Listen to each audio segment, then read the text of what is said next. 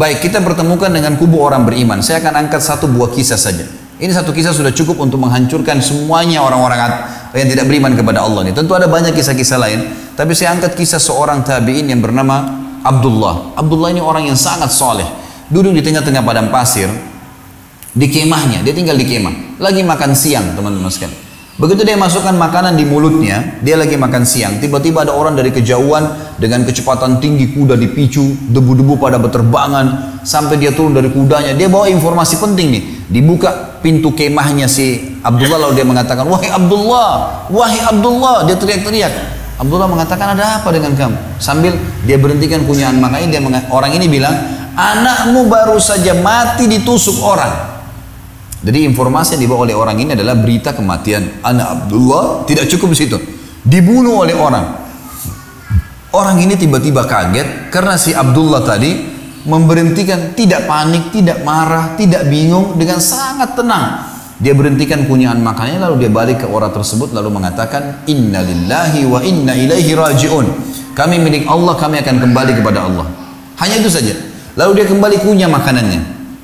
Dan ini ada pelajaran teman-teman, nanti akan diceritakan, dia sebutkan sebabnya kenapa dia tetap punya makanan. Orang yang bawa informasi penasaran, ini orang mati anaknya nih. Maka dia ulangin, wahai Abdullah, anakmu mati ditusuk orang. Informasi yang kedua kali, mungkin tadi Abdullah yang pertama nggak dengar nih. Gitu. Ini anaknya mati kok masih bisa tenang. Ternyata sama saja, diberhentiin kunyahan makanannya, lalu dia balik kepada orang yang bawa berita mengatakan, Inna lillahi wa inna ilaihi raji'un. Kami milik Allah, kami akan kembali kepada Allah. Gitu. Dia kunyah lagi makanannya. Orang ini ketiga kali ulangin. Dia penasaran. Dia mengatakan, demi Allah wahai Abdullah, saya melihat seseorang pegang pisau, tusuk dada anakmu, berdarah, mati. Nggak ada lagi yang lebih jelas daripada ini. Dia nunggu jawabannya, gitu kan? Maka Abdullah pun dengan sama tadi tenang sekali memberhentikan kunyahan makannya, lalu balik kepada orang ini mengatakan, Inna lillahi wa inna ilaihi raji'un. Kami milik Allah, kami akan kembali kepada Allah. Orang yang bawa berita penasaran mengatakan, wahai Abdullah, demi Allah yang saya bayangkan adalah Anda akan panik, bingung, membongkar makanan ini, kemudian Anda segera mencari siapa yang membunuh anak Anda. Wajar, secara manusiawi orang kalau belum paham itu jawabannya. Anaknya dibunuh orang gitu kan. Abdullah subhanallah, lihat orang yang beriman kepada Allah bagaimana menghadapi permasalahan teman-teman sekalian. Dia bilang sama orang yang bawa berita, duduklah saudaraku. Ini anaknya lagi mati, dia masih mau menasihatin orang gitu kan. Duduklah wahai saudaraku, duduk orang itu.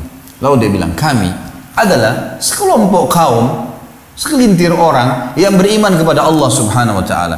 Dan Allah subhanahu wa ta'ala, Tuhan kami telah mengajarkan kepada kami kalau musibah datang, kami mengucapkan pertama kali kalimat istirja, Inna lillahi wa inna ilaihi raji'un. Kami milik Allah, kami akan kembali kepada Allah. Dan Allah berfirman dalam Al-Quran, وَبَشِّرِ الصَّابِرِينَ الَّذِينَ إِذَا أَصَابَتْهُمْ مُصِيبَةٌ قَالُوا إِنَّا لِلَّهِ وَإِنَّا إِلَيْهِ رَاجِعُونَ أُولَٰئِكَ عَلَيْهِمْ صَلَوَاتٌ مِّن رَّبِّهِمْ وَرَحْمَةٌ وَأُولَٰئِكَ هُمُ الْمُهْتَدُونَ.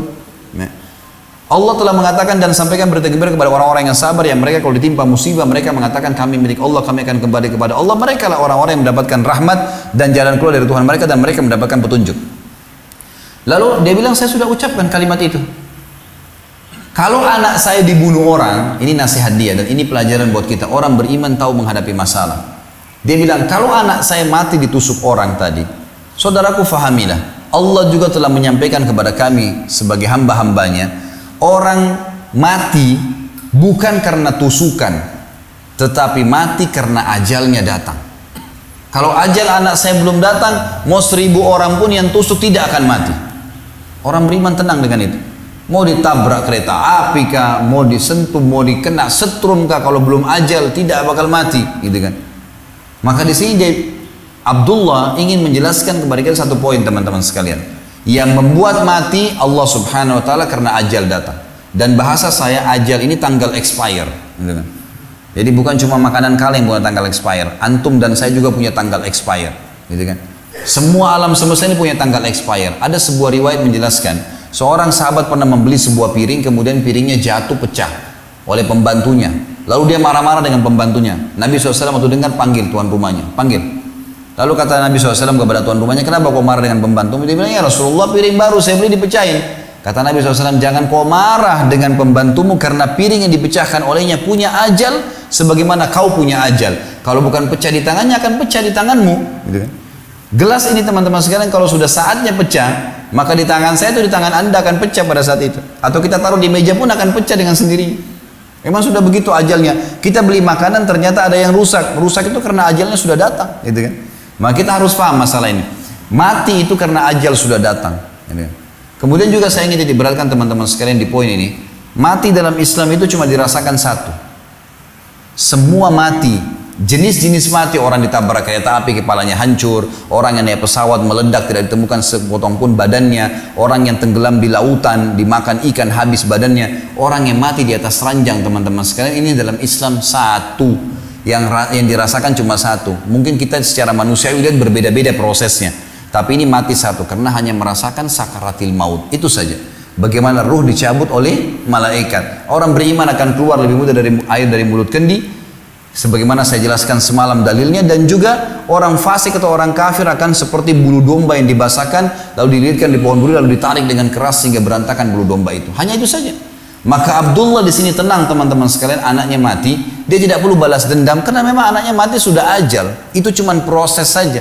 Proses ini tuh bisa menjadi penyebab mati, bisa tidak, gitu kan? Lalu kemudian dia jelaskan teman-teman sekalian kenapa dia tetap makan. Dia bilang, dan Tuhan saya Allah mengajarkan kepada saya untuk menghabiskan makanan ini. Kalau seperti yang kau bilang membongkar makanan ini berarti mubadzir. Dan Allah mengatakan inna mubadzirina kanu ikhwana syayatin wa kana syaitanu rabbihi kafura. Mubadzir itu perbuatan syaitan, gitu kan? Dan syaitan itu kufur kepada Tuhannya. Maka saya tidak boleh. Saya akan makan makanan ini, setelah selesai baru saya urus jenazah anak saya. Jadi selesai hidupnya, udah. Orang beriman sangat mudah menjalani kehidupan dalam musibah yang seberat ini pun teman-teman sekalian.